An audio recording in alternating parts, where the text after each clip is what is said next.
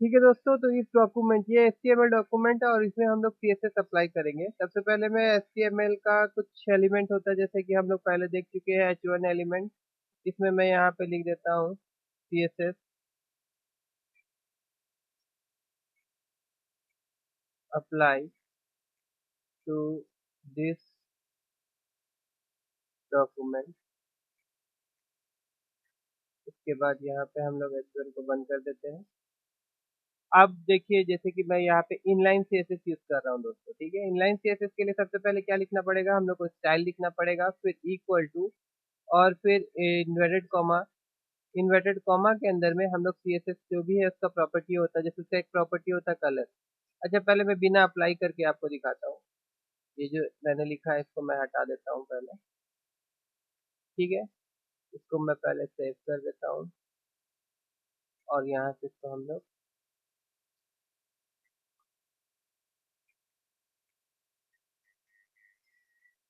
हम लोग रन करेंगे क्रोमो में। तो देखिए इस तरह से नजर आ रहा है CSS apply to this document. अब हम लोग सीएसएस अप्लाई करेंगे इसमें। तो देखिए सीएसएस अप्लाई करने के लिए पहले स्टाइल, और याद रखिएगा ये इनलाइन सीएसएस है, ठीक है ना। तो यहाँ पे मैं कलर लिखता हूँ और उसके बाद इसको मैं रेड दे देता हूँ और फिर ये बंद करने के लिए मैं यहाँ पे, अब इसको जाइए यहाँ पे रिफ्रेश करिए, देखिए इसका कलर क्या हो गया, रेड हो गया। उसी तरह से अगर बैकग्राउंड कलर मैं देना चाहता हूँ तो मैं यहाँ पे बैकग्राउंड कलर लिखूंगा और फिर इसको दूंगा और उसके बाद बैकग्राउंड कलर मैं इसका येलो दे देता हूँ और फिर इधर जाएंगे और इसको हम लोग रिफ्रेश करेंगे। उसके बाद और भी अगर अप्लाई करना चाहते हैं तो आप कर सकते हैं। तो लेकिन देखिए क्या हो रहा है दोस्तों कि कोड हमारा बड़ा हो जा रहा है। तो इनलाइन सीएसएस जब हम लोग को कम की कोड देना है तभी हम लोग इनलाइन सीएसएस यूज करते हैं, ठीक है। अदरवाइज हम लोग उसके लिए ज़्यादा बड़ा कोड रहता है तो हम लोग क्या करेंगे, तब हम लोग एक्सटर्नल सीएसएस यूज करेंगे।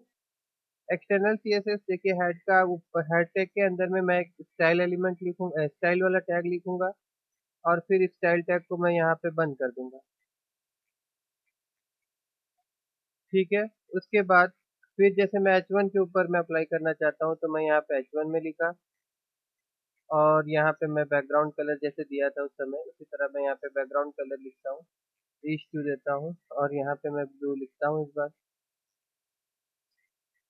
ठीक है, उसके बाद फिर उसी प्रकार से मैं यहाँ पे फॉन्ट साइज देना चाहता हूँ, जैसे मैं फॉन्ट साइज इसका देता हूँ 25 पिक्सल। अभी इसको हम लोग जाते हैं और फिर से यहाँ पे रिफ्रेश करके देखते हैं।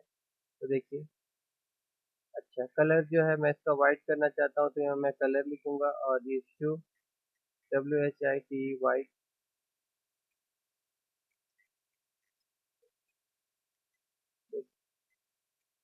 और अगर मैं बीच में करना चाहता हूँ तो उसके लिए मैं यहाँ पे टेक्स्ट लाइन लिखूंगा और उसके बाद यहाँ पे मैं सेंटर लिखूंगा। तो देखिए सेंटर में आ गया। उसी प्रकार अगर बॉडी में अगर कुछ अप्लाई करना है तो फिर मैं बॉडी एलिमेंट लिखूंगा, बॉडी। देखिए ये HTML का एलिमेंट हुआ, बॉडी H1 जो हुआ ये भी HTML का एलिमेंट हुआ।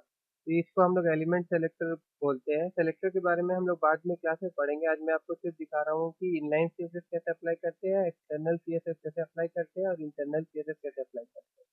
तो ये जो है दोस्तों ये हो गया इंटरनल सीएसएस, ठीक है ना। इससे पहले हम लोग जो किए थे वो इनलाइन सीएसएस था। तो बॉडी में भी मैं यहाँ पे बैकग्राउंड कलर देना चाहता हूँ।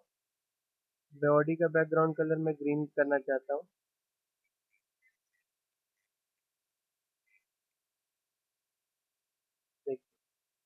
ठीक है, अब दोस्तों हम देखेंगे कि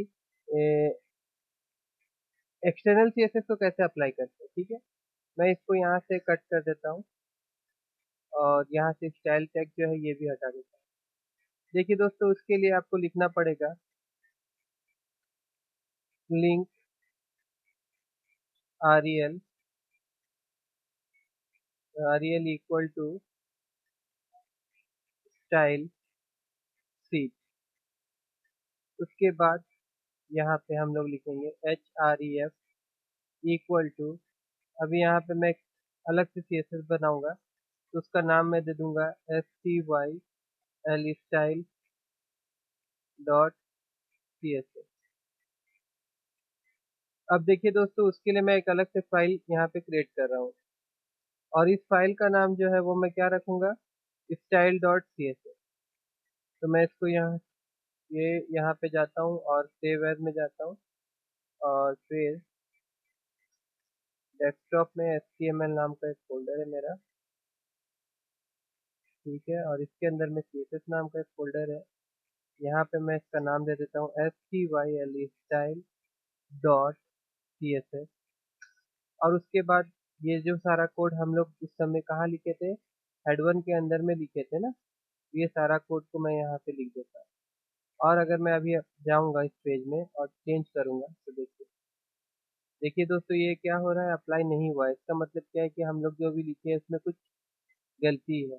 link REL style STYL style seat H reference style dot CSS, इस फाइल का नाम है स्टाइल डॉट CSS। देखिए दोस्तों, यहाँ पे वो HTML वाला फाइल यहाँ पे नहीं है। तो एक बात याद रखिएगा कि आपका ये जो डॉक्यूमेंट है, यहाँ पे जो एग्जाम्पल वन डॉट जो एलिमेंट जो लिखा हुआ है, ये फाइल भी हम लोग को उसी फोल्डर में रखना पड़ेगा जहाँ पे हम लोग इस CSS का फाइल जहाँ सेव किए रहेंगे। तो हमारा CSS फाइल जो था वो इस CSS नाम का फोल्डर में सेव है। देखिए दोस्तों, यहाँ पे CSS हमारा जो था वो अप्लाई हो गया है। एक चीज याद रखिएगा कि वो HTML फाइल और जो हम लोग बनाएंगे CSS फाइल, वो दोनों एक ही फोल्डर में होना चाहिए। अगर फोल्डर अलग भी होगा तो ये जो पाथ है, ये पाथ जो है, ये यहाँ पे जो हम लोग लिखे हैं, देखिए स्टाइल REL स्टाइल सीट, ये तो लिखना ही पड़ेगा। मगर ये जरूरी है, ये जो होता है उसका एड्रेस हो गया कि वो फाइल कहाँ पे मौजूद है। जैसे मैं आपको और एक चीज करके दिखा रहा हूँ। देखिए, अगर मैं यहाँ पे और एक फोल्डर क्रिएट कर लेता हूँ, और इस फोल्डर का नाम मैं कुछ और दे देता हूँ, एस CSS दे देता हूँ इस फोल्डर का नाम भी, और मैं इस फाइल को इसके अंदर दे देता हूँ। उसके बाद आप दोबारा हम जाएंगे जब इधर और रिफ्रेश करेंगे, तो देखिए जो CSS था वो हट गया। ये हटने का कारण क्या है, देखिए हम लोग जो CSS फाइल बनाए थे, वो अब CSS फाइल कहाँ पे है, वो आपका CSS नाम का फोल्डर और इसके अंदर में है। तो यहाँ पे जो हमारा एड्रेस है, इसके इस एड्रेस का पाथ चेंज होगा।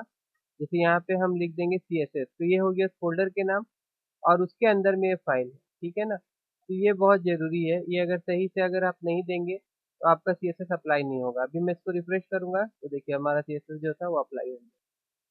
ठीक है दोस्तों, मैं आशा करता हूँ कि ये तीनों तरीका से CSS को कैसे अप्लाई करते हैं आप लोगों को समझ में आया होगा।